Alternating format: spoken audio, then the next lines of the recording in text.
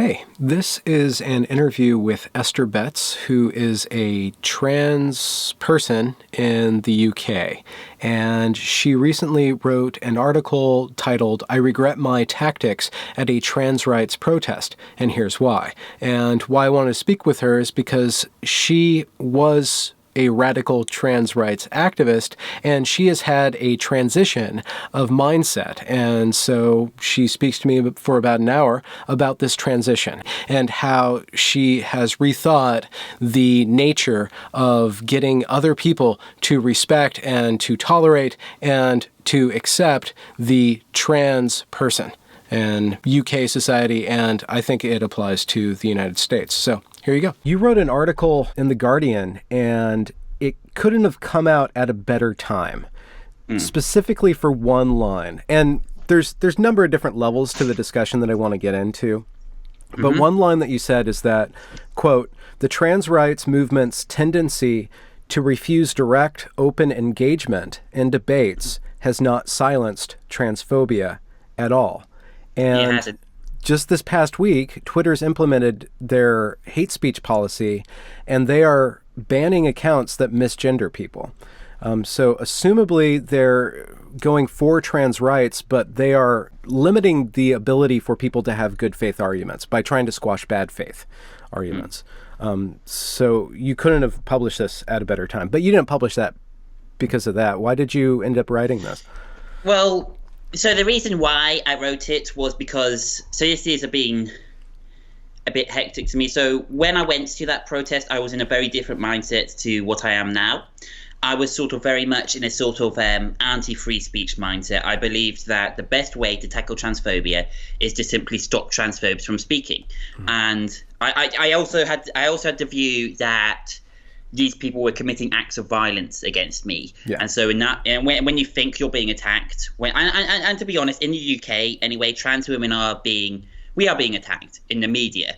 We're actually, a lot of us are getting physically attacked, but it's not nice to hear what some of these people are saying about us. Okay. And when you're of the mindset, like, these people are attacking me, it makes sense to respond the way I did. I mean, the way I responded was, I hate to say, I didn't physically attack anyone, but I did act in an intimidating way. But since going to that event, I have met some very interesting people. Interesting enough, so one of the things I said at the event was, if it was a group of Nazis or a group of anti-Semites who just wanted to discuss, Jews, whatever, people wouldn't stand for that.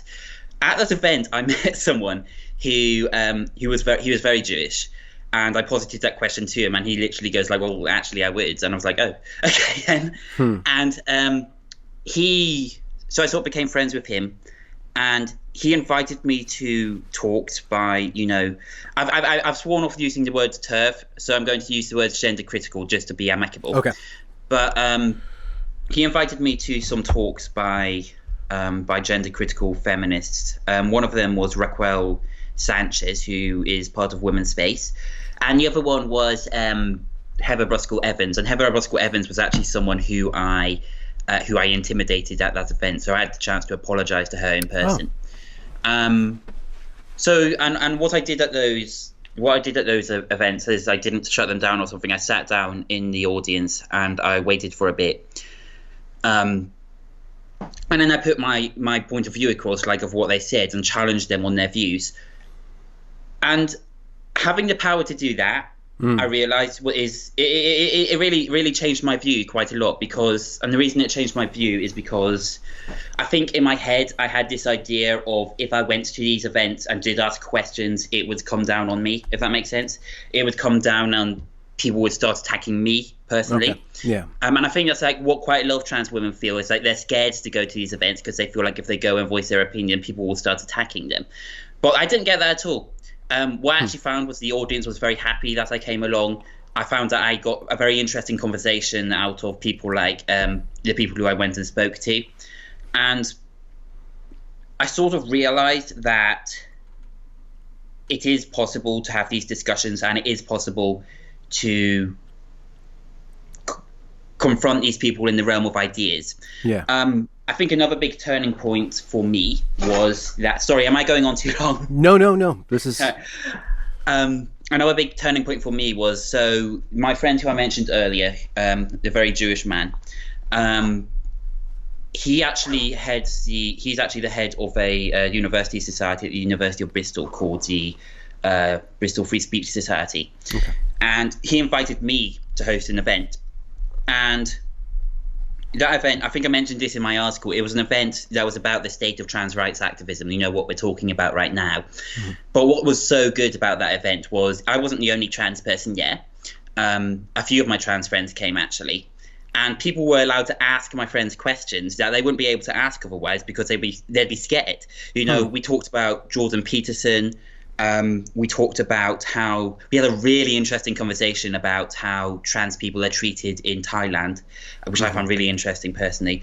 And we also talked about the relationship and the sort of like differences between gender dysphoria and body dysmorphia. If you go to, say, your average university LGBT society and you ask, well, what's the difference between gender dysphoria and body dysmorphia, which is a valid question, you might not get a good response. Another thing which was so good about that event was a few of my trans friends, one of their trans friends who came, were really happy that I invited them. And the reason they were happy was because I showed them that it's possible to have those conversations and it be fun and it be enlightening and you go away from it feeling better and intellectually enriched. One thing I mentioned in my article that I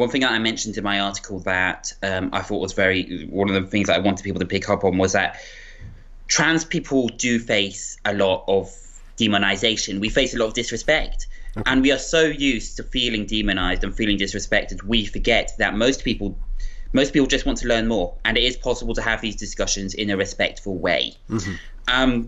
So that's sort of like how my journey from, evil anti-free speech, trans activist, balaclava, smoke bombs to what I am now. The sort of catalyst for writing that article was also I was featured in that Channel 4 documentary. And I hate to say it, I've only watched the parts of the documentary that I'm in. Well, at least you'll watch this whole interview when it's posted. Yeah, I'll definitely.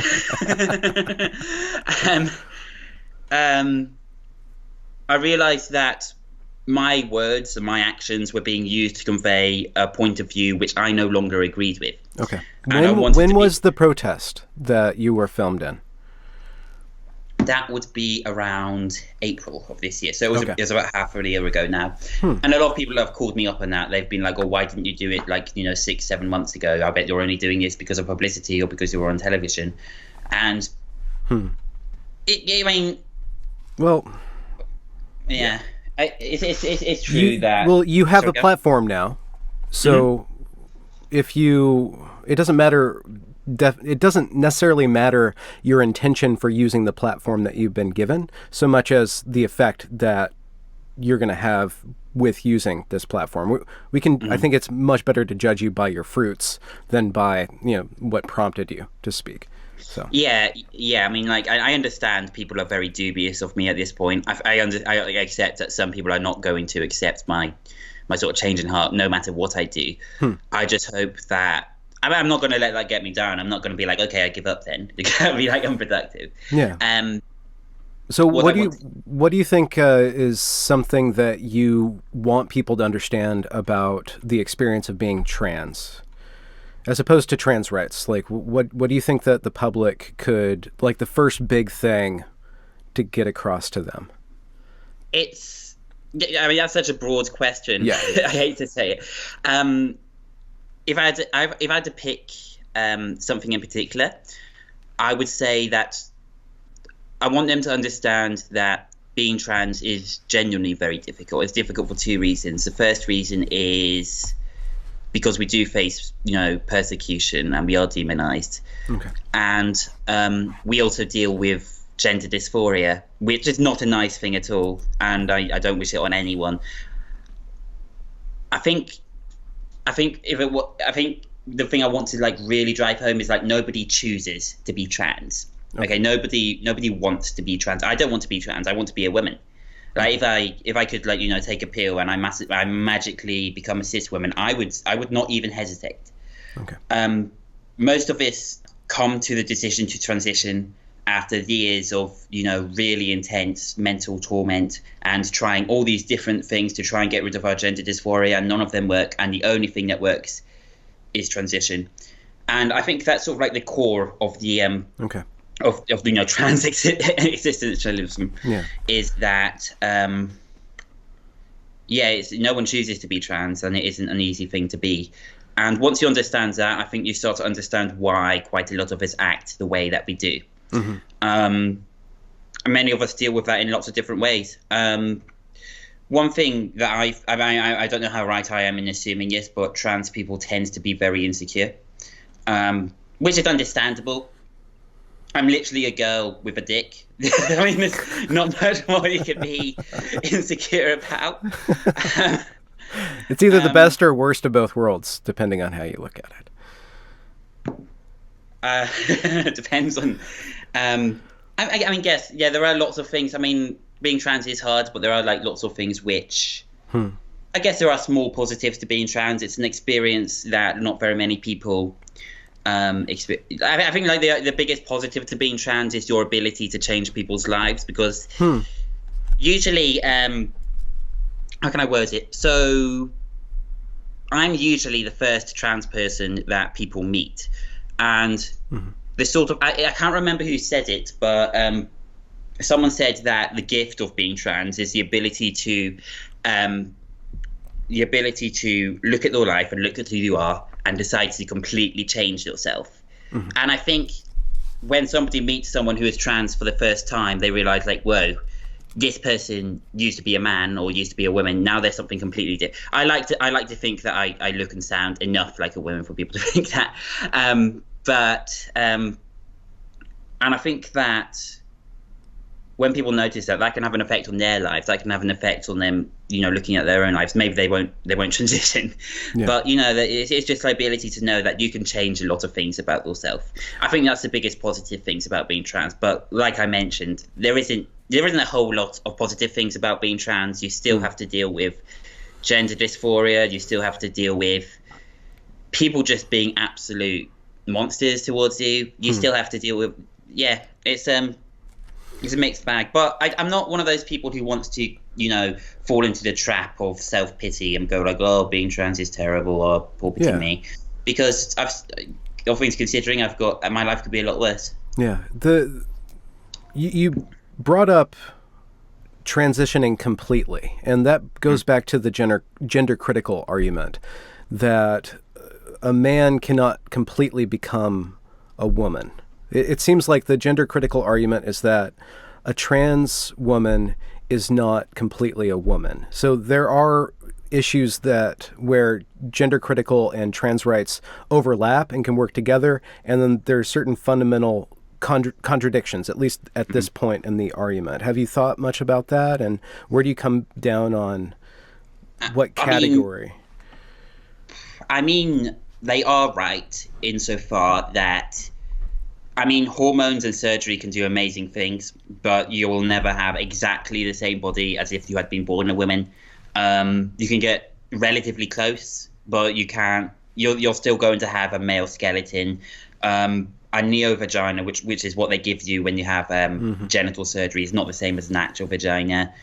I think what this boils down to is what I consider a woman and what they consider a woman are very different to me. So the reason why I believe I'm a woman is not because I was born or raised a woman, because I wasn't, is because I believe that there is something fundamentally different about my brain which makes it more resemble that of a woman's than it does of a man's.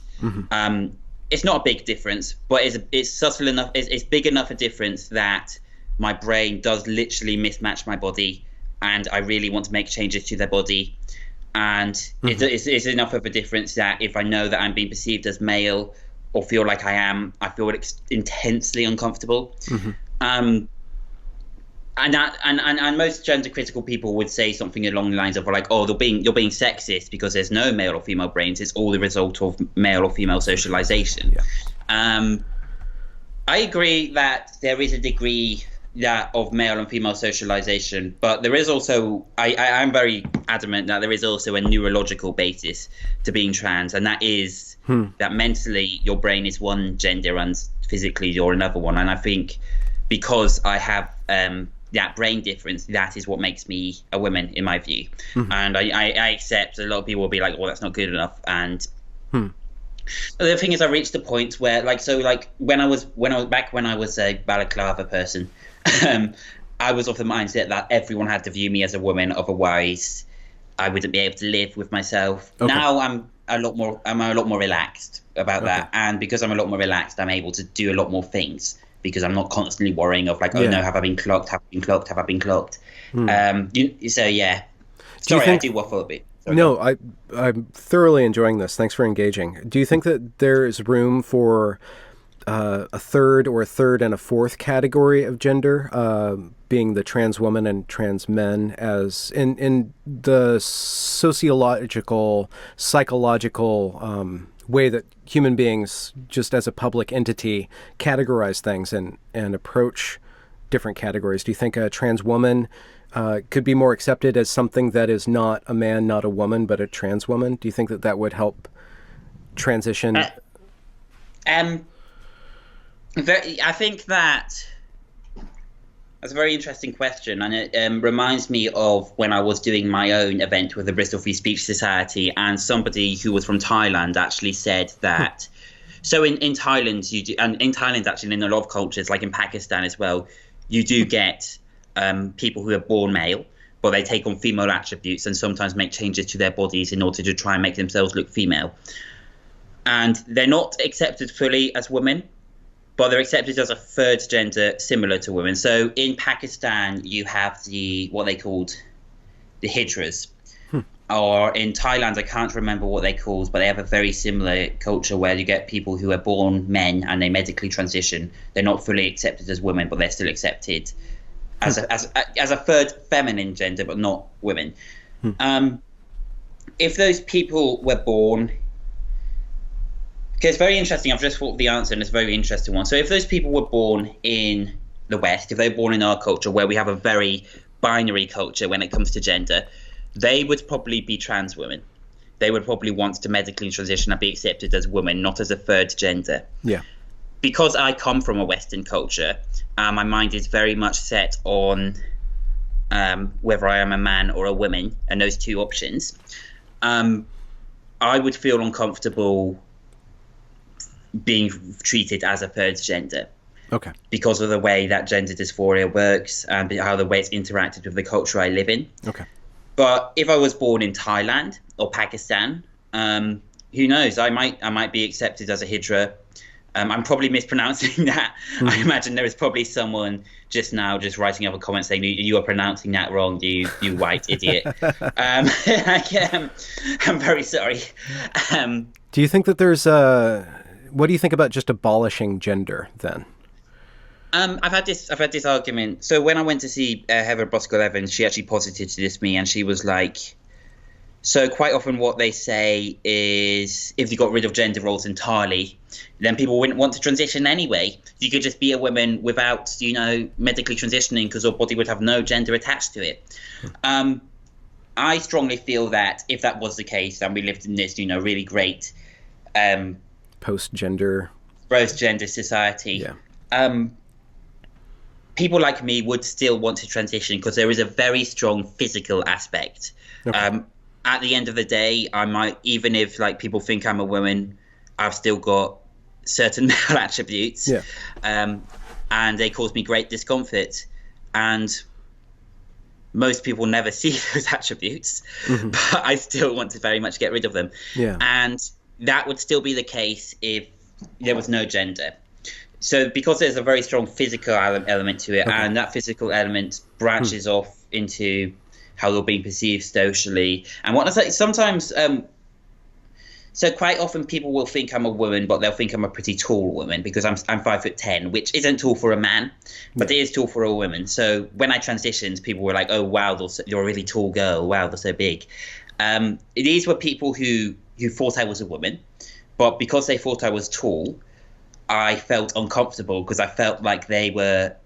Because the reason I'm tall is because I had testosterone during puberty, so it's sort of like it's a lingering effect of what I was before transition, and because of that, that caused dysphoria for me. So I think like if we lived in a post-gender society, I think the way gender dysphoria works and the way that trans people exist, it would be different, but you would still get people who would want to medically transition and they would still want to change their bodies. Yeah, that brings up the question of if it's possible to live in a gender-free society, because I think there's going to be a lot of biological emergent properties of the way that people interact with each other, the way that attraction works, the way that desire and eroticism works, and the way that self-perception works. Yeah, I mean, quite a lot of like proper gender abolitionists believe that everything is determined by socialization and sociology. So they believe that even who you're attracted to is defined by socialization. So I'm not sure if this is what they believe in particular, but I have heard the argument that heard the argument from some of them that how can I word it? If gender didn't exist, then everyone would be bisexual. Everyone would be attracted to everyone. There wouldn't be any attachments. I don't believe that. Like I mentioned earlier, I still do believe there are certain neurological differences between men and women. Not very big ones, mind, and not ones which sort of like overrides one's personality. One's individual circumstances are still a lot more important. Yeah. But there's still small differences. Yeah. Do you think that we touched on the gender critical tensions between trans rights and gender critical people? Do you think that there's also like a negative force or misunderstanding or even discrimination that originates from, and I don't mean this derogatorily, but like macho culture or masculine culture? And so you have feminism having problems with trans women for a number of different reasons. And then you have macho culture, and I don't mean that derogatorily, but there's a certain element within men's culture that doesn't like, really doesn't like us. Really doesn't like us. And have you thought about how some softening of that force or that contingent might work? So work in terms of what do you mean? So like if we got rid of attitudes, I would actually say. So I do realise that trans activists tends to make the mistake in thinking that gender critical feminists are like our biggest enemies, and that gender critical feminists are like the main source of transphobia. They are a source, but they're not the biggest one. It is what they called macho culture, which I would call toxic masculinity. Okay. Quite a lot of people.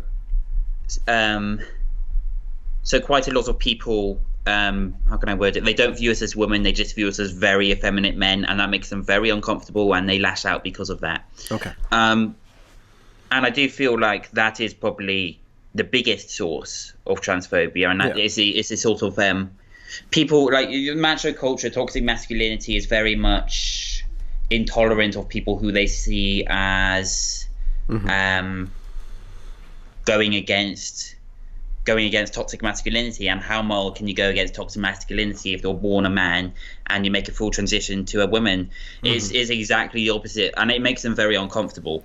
Well, I want to push back on you. I wonder how effective it is to build a bridge with that community by automatically defining it as toxic. I wonder if there's something in the language and the perception that if it was changed a bit, it would actually start to form bridges and transition that community towards acceptance and tolerance, at least. Yeah, actually, I think, well, I say the term toxic masculinity. When I say toxic masculinity, I'm not including all masculinity. Okay. Thinking about it, you do have a point. I think calling all masculinity toxic is... That's the slippage. That's one of the major slippages. Yeah. I think... So can you break down what you mean by toxic masculinity? It seems like there's some sort of insecurity, and I wonder if we can, like, start to ask questions around where that insecurity comes from, or where Yeah. that negativity comes from or originates from? Well, I'm in a very interesting scenario sociologically, because I used to be a very effeminate man. Now I'm a very masculine woman. So,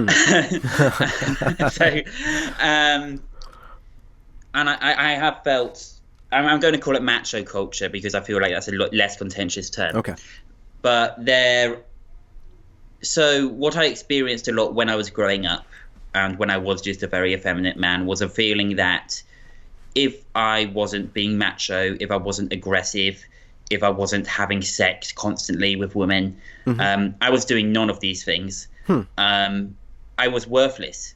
Is generally like the sort of like feeling that I got from other men and even women. Actually, women gave me this feeling that because I wasn't aggressive, because I wasn't macho, because I wasn't sporty, because I was very effeminate, I was worthless and nobody had time for me. I feel like quite a lot of men feel that pressure and they deal with it in different ways, and some of them will deal with it by lashing out at people who they do view as sort of like less macho than them. Okay. It's hard for me to speak to that experience in particular because I've never been macho. Yeah. I think that I think we have to accept that men do feel the pressures of sexism, and men do feel the pressures of different societal attitudes. Sometimes people think I'm a man, sometimes people think I'm a woman, so I've experienced both attitudes, and there's a very palpable difference in how people treat you. If you're a man and you cry, for example, people are more likely to be like, oh, he's pathetic. If you're a woman and you cry, it's accepted. And I think it's very similar to the idea of it's very similar to the idea of when you tackle addiction or alcoholism. Quite often what they will say to people who are going out and trying to fix themselves from alcoholism, they will say that you have to deal with the underlying mental issues, and then the alcoholism will be a lot more easier to deal with. I feel like that sort of logic is applicable here. Once we deal with these sort of like unfair pressures and unfair it's emotional strangulation as well, because men are only allowed to show a very certain number of emotions. Women are allowed to show whatever. Actually, I wouldn't say every emotion they want, and women do still face those similar pressures, but I'd actually say men do face them a lot more. If you remove that, then I actually do think that maybe people will be more forgiving, more accepting of gender incongruent people like me, or trans people like me, because they will not feel like they have to put us down in order to survive in this sort of like macho culture. Sorry, I went on a bit. I hope that makes sense. I appreciate that. It made me think about my own arc of development and how I never felt compelled to be macho per se, but I knew that there were stronger men and more macho men, and I think there was an adaptation that occurred to me that I would be able to exploit my resources socially, by which I mean build up a friend base and build up respect or whatever that is, through being funny and through being beautiful. And by that I mean creating something. Now, I didn't have deep-seated dysphoria with my body, so I didn't have that pressure going on. But I did have societal pressures in order to build relationships, so I figured out how to produce things. And instead of like dominating a sport event, I would dominate the conversation. And by dominate, I don't mean like take control of it, but like have influence on that level. Be the funny guy. Yeah, be the funny guy or whatever, or be the one to make a cool song or whatever. Like, so there was an artistic outlet for me. So I wonder if you felt that, or if there were adaptations that you made, or if that machoism or that lack of machoism was even more acute because underlying your own issues was that I don't think I'm in the right body, or that component. It was very interesting in my case. So I want to say two things. The first thing is you talked about having to be the funny guy, having to be the creative guy. Yeah. I feel like that's one thing actually I should have mentioned earlier, is like guys feel like they have to have a purpose. Guys have to be one of these, the sporty guy, the funny guy. They have to produce something. Yeah. Women don't feel that pressure so much. It's a lot more accepted to women to just, be themselves, and they'll just be. So my situation was sort of funny. So I was a very effeminate man, and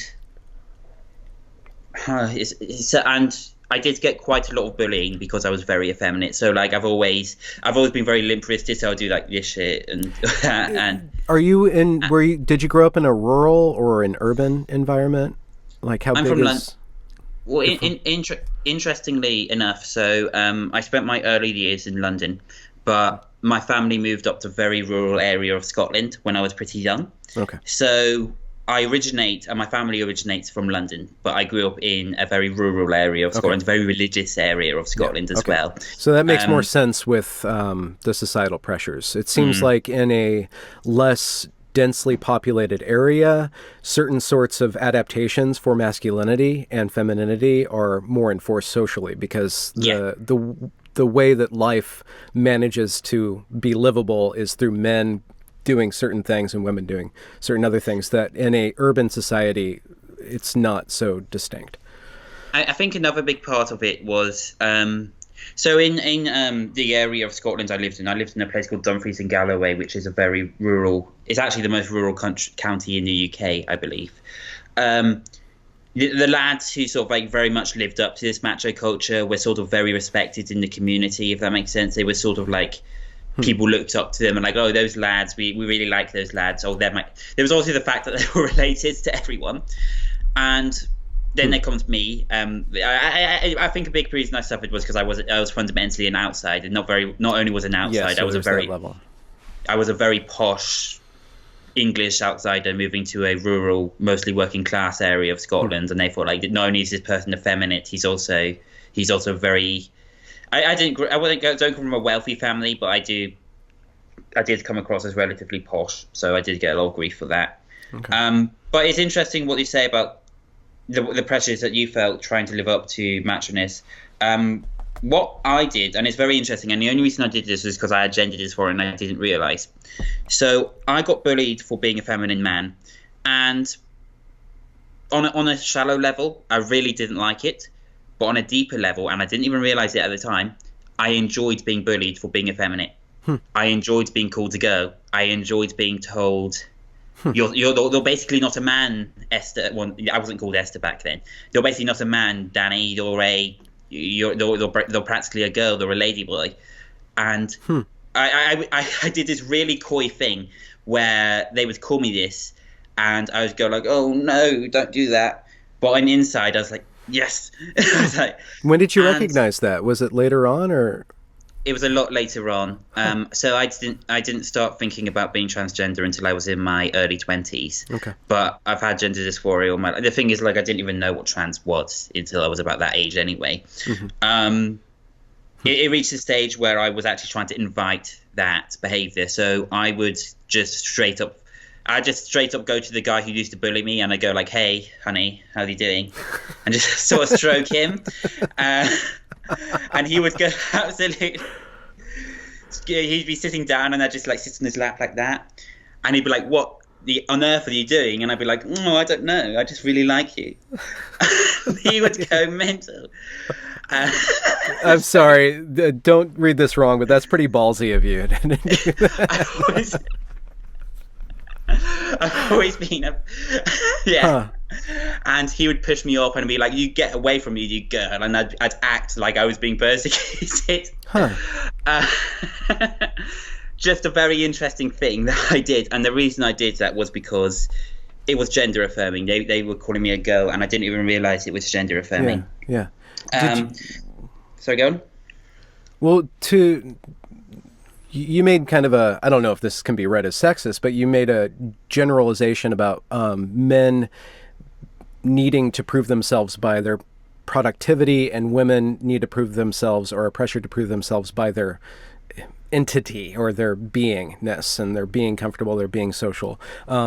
Did you, as you developed as a human being, did you end up putting your energies more and more into social activities and presentation, or into action and productivity, arts and sciences and stuff like that?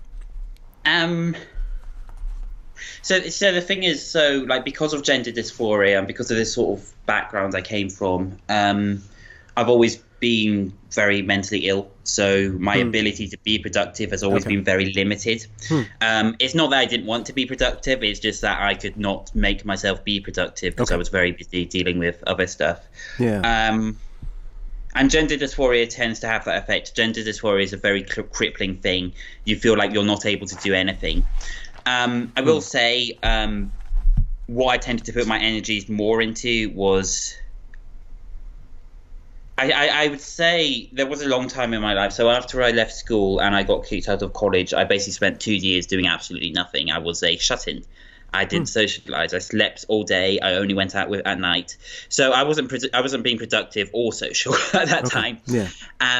But when I left that situation, I was putting my energies more into being social. Okay. And I started to get the sense that naturally I was a very social person and I should put my energies into being a social person. And for that reason, I became a bit of a chatterbox.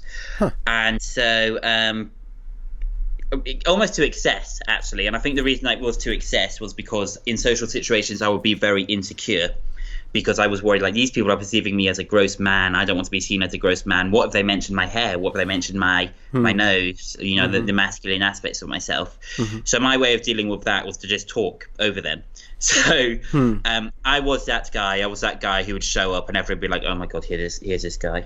And I would just talk at people. I'd just be like, chat. And I could see people being like, please shut up. And I would just be like, no, I'm going to keep talking because if I stop talking, you might say something which will trigger my gender dysphoria. So I'd say that if I had to pick one between being productive, I am a productive person. Actually, I do write. Cool. I write my own poem. Yeah. Yeah, your article's very well written. I mean, you can tell that you practice with the words. Yeah, I've been told that my my writing is pretty good. But the reason I write isn't to fulfill a need to be the productive person. The reason I write is because it has a very beneficial effect on me mentally, and I have a real sort of dedication and appreciation to literature. So I feel like it's something I want to contribute to in my very small way. Yeah. So the reason I did that wasn't to, and the thing is, like, also my writing's a very personal thing, so I tend to keep it to myself and I show it to my friends occasionally. So it's not something I'm using to sort of fulfill a production role in society. Okay. I say if I had to pick one, I put my energies more into being social. And some people would say the reason I put my energies into being social is because I'm female-brained and females are more socially inclined. Yeah. Do you think that this ending up being a radical for however long you ended up being a radical? I can't pronounce the word that you use. Baklava phase? Baklava. Do you think that was an overcompensation for not getting the social fulfillment? Do you think in a way the radicalism was a way to catch up on being recognized as who you are? Yes. In simple terms, yes. In more complex terms, the reason I sort of fell into that mindset was because I was very lonely. I didn't know very many people who were also trans at the time, and I thought, like, how can I, be accepted into the trans community? How can I meet more trans people like me? How can I meet people with my experiences? Because it's a very isolating experience to be the only trans person you know. So I started going to their meetings. I started going to... at this point, I didn't even believe in most of what they said. But because I started going to these meetings and because they put so much onus on, if you don't completely agree with us, then you will be exiled, then you're a, and then you're back to... Yeah, and then I'm back. So it does.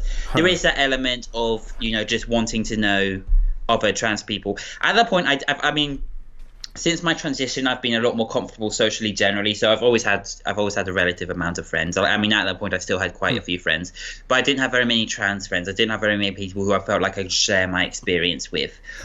I think another reason why I sort of fell into that mindset, and a reason why a lot of trans people fall into that mindset, is because they feel like they are stuck, basically. They feel like they will never be accepted by society.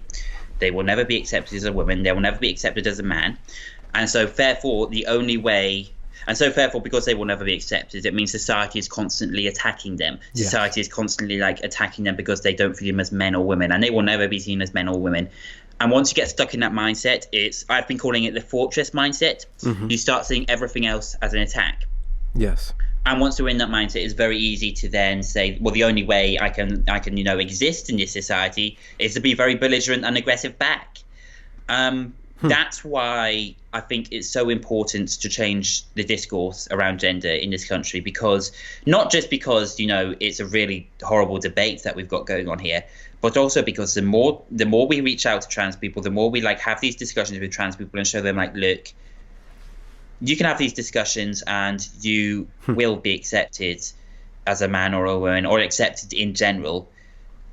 Society welcomes you. There are a lot of people who will welcome you. Their views will soften, and it also just has a massively great effect on your mental health. I'm so much more happier person now that I have this mindset, now that I no longer view the world as one big fight. I'm a much happier person, and I really want to... That's the message that I'm really trying to reach to other trans people, is the world isn't a big fight. We don't need to fight. We can talk to people, and we can be friendly with them. And I think it's... See, this I hate to say it, but I actually fell out with one of my sort of long-term trans friends over this, and they're very unhappy with me for writing that article, and they view me as having betrayed the trans community. Yeah. It's just very difficult to try and pull trans people out of that mindset, but you have to understand that is the mindset that they're in. They're in the mindset that they will not be accepted, and they will not be, they will never be validated, and because of that reason, they have to fight. I don't know. I've been rambling. No, absolutely. It goes back to that old Christian truism about, turning the other cheek with radicals or with radicalism, being confident enough that the radical element's not going to destroy society to the extent that you can actually start to recognize them as human beings. Extending that generosity is probably the way to untie that, to untie... This sort of contentiousness. Yeah, this sort of what's the word I'm looking for? This sort of lockjaw. That's really not the word that we're in. This sort of tetanitis. We're all in glaucoma.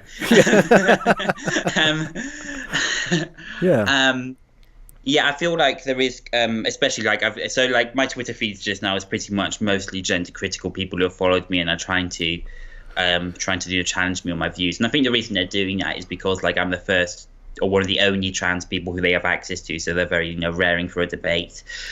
And I have noticed you just jumped into Twitter a week or two ago, right? Okay, so you're right in the action. Yeah, I was never on Twitter before, and I got that Twitter account because my article on Medium, I published that article on Medium, and it blew up overnight, and people were talking about it on Twitter.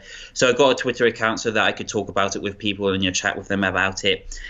This not even a week ago, about 3 days ago, and it blew up overnight. I've got about 500 followers in the space of a few days. Yeah. I've got a lot of people messaging me saying I'm very glad that you did this. Thank you for changing the debate. I'm very happy to say I have actually received quite a lot of positive messages from fellow trans people saying that they're very happy that I did this. But Twitter's sort of blown me away. I mean, the first day I got Twitter, my news feed was absolutely insane. I'd be sitting in my bed just browsing through it, in an almost trance, what on earth do I do? There were so many people just coming at me. They were just saying, asking me questions, and I wish I could respond to all of them, but I'm a bit inundated, so I can't. So if you're watching this and you're thinking oh, she hasn't responded to my question, that's the reason why. I will try to get around to every point and whatnot. Do you think about starting a blog or getting a position as a writer and developing your ideas more, or entering into a community? I know there's a trans rationalist community that's been forming over the last few months, and I'm wondering what's the next step, or have you thought ahead yet? Have you had a chance to look above the... Well, I do want to continue writing articles, and I do want to continue doing things like we're doing now. I still want to continue being interviewed and, giving my opinion on things like that.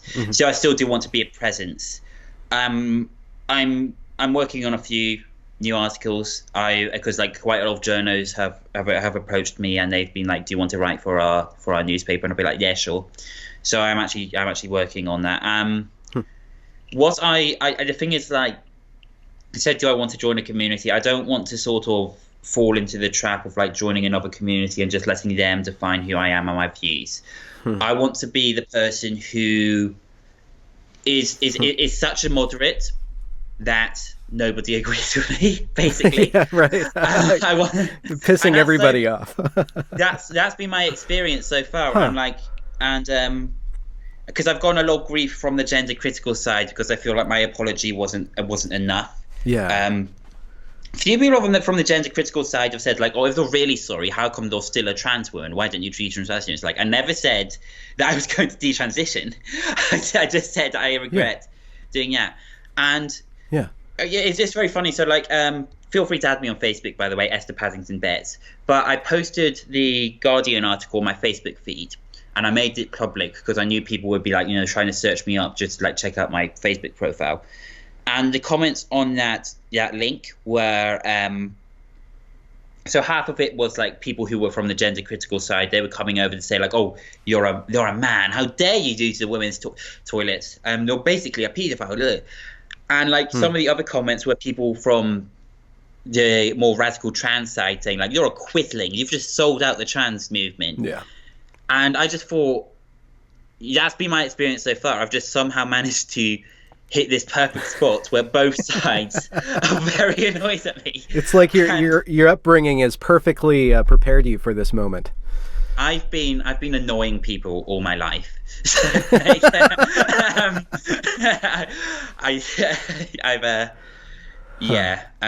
There'll be people who knew me in school basically going like, yeah, you're definitely an annoying kid, and I definitely was.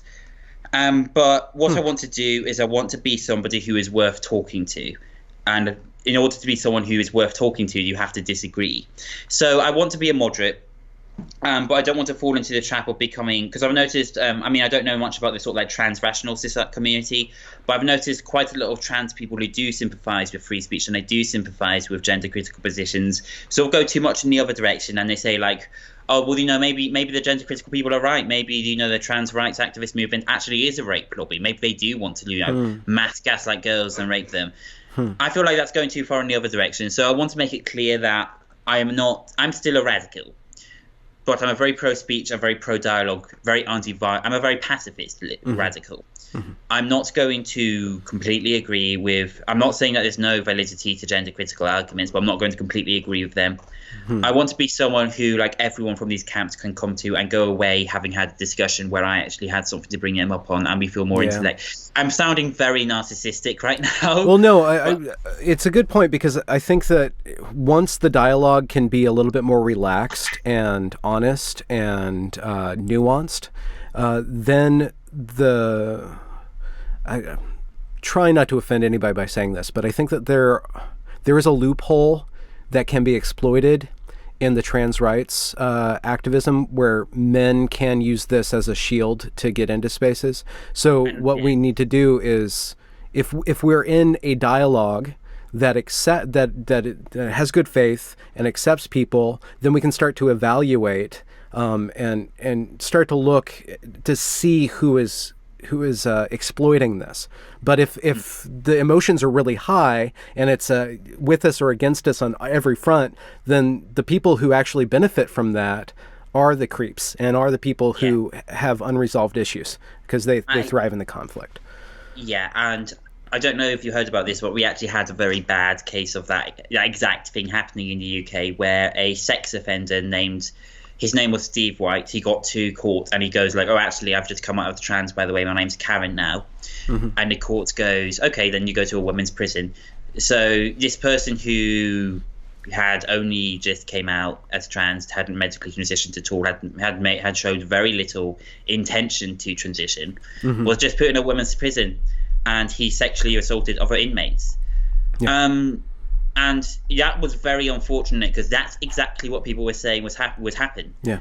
And the response from the sort of like trans activist movement was, instead of going like, okay, that's happened, that's very bad, but that doesn't mean that we should push back on trans rights. Instead, we should like talk about a way where we can advocate for trans rights and still identify who are the people, because most people who claim to be trans are going to be completely fine. They're not going to be abusers, but there is a very small minority of men who will.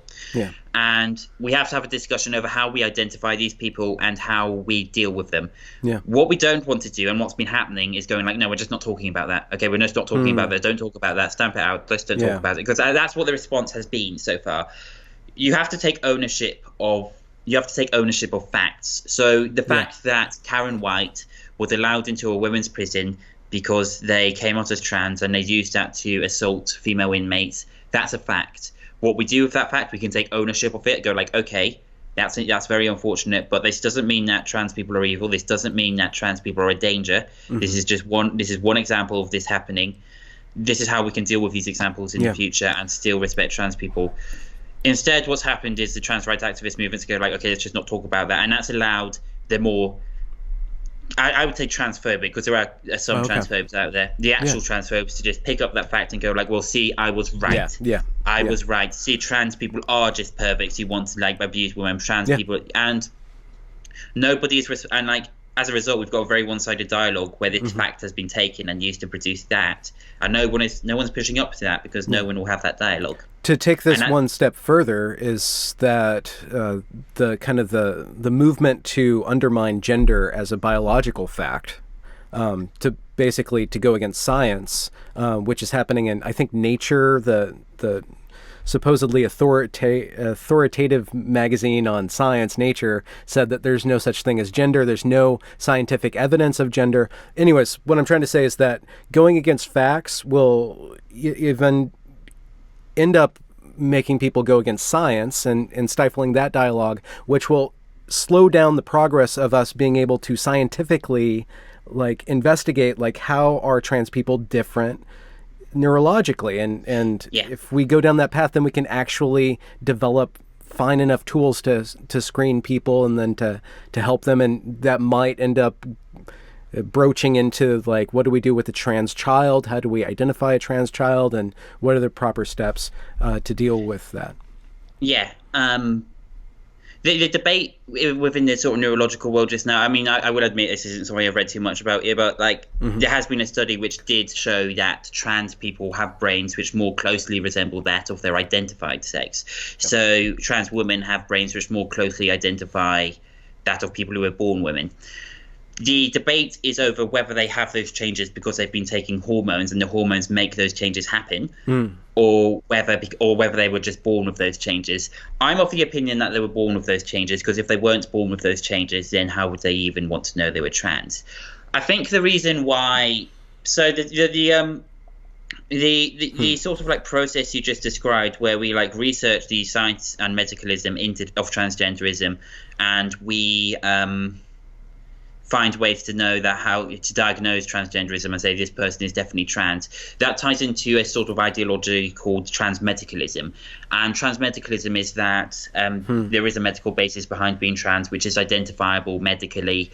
And this is a good thing, because trans people need to be treated medically. I need to take hormones. Hormones are a medical thing.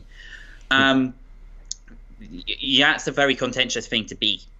And the reason it's a contentious thing to be is because there is a good chunk of the sort of like transgender movement who believe that, well, they believe two things. They believe that, one, that doctors fundamentally work against trans people and will look for reasons to gatekeep us from transition, which is true, but that's not that. My response to that, I was gatekeeped for hormones once because I've got other mental health issues, and they were like, "Are you sure this isn't because you've got these mental health issues?" And it was a really bad experience for me. My response to that is like, that's not a problem with the idea of trans being a medical thing in itself. That's a problem with the medical world. The way we deal with that is not to go like, okay, fine, the medical world is out of transgenderism. We are not dealing with them at all. The way to deal with that is to interact with the medical world and make it easier for them to help trans people, and make it easier for them to accept who and who isn't trans. Another reason why So a lot of people are sort of like approach sort of like transgenderism in a sort of like everyone is valid mindset. Like if you say you're trans, then you're trans, and that's all you need to be trans. And they find that sort of mindset as a threat to that validity, if that makes sense. So the most typical argument is so trans medicalists argue that in order to be trans, you need to have gender dysphoria, like I described, and gender dysphoria will make you want to transition. Gender dysphoria is what makes you trans. And there's a few people who identify as trans who say they don't have gender dysphoria and they feel threatened by that. My personal views is that you do need gender dysphoria to be trans. If someone is gender dysphoric and if someone isn't gender dysphoric and they say they are trans, I'm not going to go, well, you're obviously not trans, or they're a transgender is what they call them. Yeah. I accept you. Yeah. I'm very interested in hearing why you think you're trans and hearing your experience, because I'm pretty certain your experience is very different to mine. Yeah. But I just don't see, since gender dysphoria was such a huge aspect as to why I came out as trans, I just don't see how you can like realize you're trans without it. And I've caught a lot of grief from members of the trans community for what I just said, and I will catch a lot more grief. I suspect this is the reason why I've been put on turf blocker. Well, the thing is that there is a social phenomena of the trans issue can be perceived as cool, and it's just a way to rebel. And there's some serious questions that need to be on the table, or at least the ability to have this discussion in order for people to come to terms with what's actually going on with themselves psychologically before they irreparably make certain medical moves. Again, it seems like the first step is to tone down the emotions and give space for complexity to the issue. This isn't a categorical yes or no thing. This is a discussion that needs to proceed. And the being trans and talking about trans issues, it's full of difficult questions. It's full of very acrimonious questions. And those questions hurt if they're trans, but they have to be had. Or they can hurt. Actually, exciting. No, I understand. I don't mean to downplay that at all, but it's kind of like an exciting field of contest, just purely intellectually. It's kind of exciting to have a lot of difficulties to deal with, and I don't mean to limit. No, it's exciting, and I think that's part of the reason why it seems to be attracting so many people. So, like when I did, I mentioned that I'm a member of the Bristol Free Speech Society, and they've done a few review events on this, and I feel like quite a lot of the people who go to these events are not transgender. They don't have very much investment in the transgender issue, but they are very much invested in philosophy, and they sort of view transgenderism as sort of like the new frontier, if that makes sense. Like, this is something that, I mean, I don't want to give off the impression that trans people haven't been around for a long time. We have been around for a long time. Even before people started recognizing us as transgender, we existed. But it's undeniable that within this past decade, it's entered the public sphere. People are, I think the question which is in everyone's mind is like, well, what do we do with trans people? What do we accept them? Yeah. How do we treat them? And all questions like that. And that's a very interesting debate. And I think there's a lot of people who don't have an investment in it in a particular way, but they're very philosophically or they're very sociologically minded, and they just view it as a very interesting thing. Those are the sort of people I want to reach, and I think it's very unfortunate that as a movement, the trans rights movement's being very much like, no, they're not talking about that. I'll tell you what happens. I'm going to tell you what to think. And that's very much what the attitude that what it feels or like trans rights people have taken, and I think that's unfortunate. I think they're like denying an experience which could be very, very enlightening and very good. I mean, that brings up the question of where do these tactics come from? I questioned earlier if some of the radicalism doesn't come from people needing like an overcompensation for being an outcast. And that's a way of like, okay, if I'm going to be an outcast, I'll be an outcast then. I'll be in your face outcast. But it seems like there's another question about kind of like, I don't know the right terms for this, but certain tools in the radicalism toolkit need to be questioned and decoupled from the issue. There's trans rights issue, and then there's trans rights activism, and those things need to be decoupled. And that's some of the questions that I've been asking over the past year, because a lot of trans activism actually works against trans individuals by thrusting them unwittingly into like free speech arguments, all these things that have nothing to do with gender dysphoria, and just like trying to get to a baseline where I can live my life in a productive manner. I need to go through these medical issues and psychological issues and stuff. And then you have all this weird Marxism or radicalism like thrown on top of that. And it's a shame, because most trans people aren't Marxists. They're not radicals. They don't particularly agree with this sort of activism. It's just they're very afraid to sort of speak out, because they know they're going to get the sort of backlash that I got when I wrote my Guardian article from certain members of the trans community. Another big reason is they don't want to out themselves as trans. So like by being trans, the sort of nature of being trans dictates that you don't want people to know. I accept that I've made a big sacrifice in that. Your right to privacy. I've made a big sacrifice in that. Now people will be able to Google my name and go like, oh, Esther is trans. Some people are just able to tell from my voice, but I'm being a bit vain. I'm not entirely passable. I don't know. I've done pretty well for my transition, but I've still got a few to go. But I think there's a huge opportunity for you and other people that I've talked to in the trans community to fill a gap, like almost like in the market. Like there's this huge market for rational trans people or trans people to say, I am trans. I'll take flack from the gender critical community and the trans community, the macho community. But the more and more people like you come out and talk about it, like, one, you're going to get a lot of attention because people want to hear the actual argument. They're tired of not being able to talk and ask questions. Like, it doesn't make any sense. That's exactly what I aim to do, and I hope that by doing what I'm doing, by coming out and saying like, I am a moderate trans person, this is what I believe, I want to be able to talk about this, it will encourage more trans people like me. And I'm very happy to say I've actually received quite a lot of very positive messages from other trans people saying like, thank you so much for doing this is what we need. This has encouraged me to get involved in this sort of fray. And so I'm very happy to say that process has already begun. And my hope is that the more trans people who get involved, it will create a new type of trans rights activism, which is based around, dialogue and respect. And it will replace what we've got just now, which is this sort of like very aggressive, radical trans activism, which revolves around no platforming and whatnot, which isn't helping trans people. You know what? To be honest, I think it did have a place just to bring attention to the issue, but that way of acting attracts people who want attention, not who necessarily want to get things moving. There is a place for radicalism just to bring attention, but once the attention's there, like, it needs to move on beyond Molotov cocktails and shouting down speakers and stuff like that. Yeah, it does need to move on. And there is a time of place where there is, like, you will need to shut something down. But I don't think that Heather Ruskell Evans doing a talk at the University of Bristol is something that needs to get shut down. I don't think that's an act of violence. I think once people start actually organising to actually harm trans women, that's when we can start getting violent. But we've gotten close to that, but that's not really happened yet. Yeah. I really don't think that I think that the likelihood of that happening will increase if trans rights activism is seen as violent. But if it's seen as rational, then it'll take a whole lot of wind out of the sails of any sort of movement in that direction.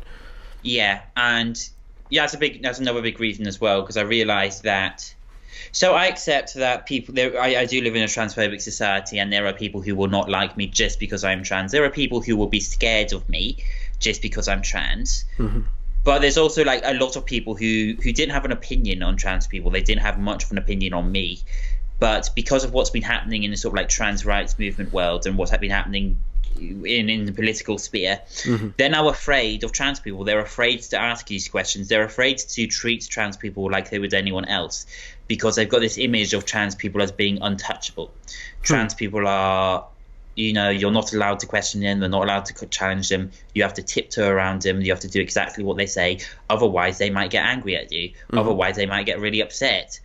I want to sort of send out the message that, no, trans people are people, and we have a sense of humor.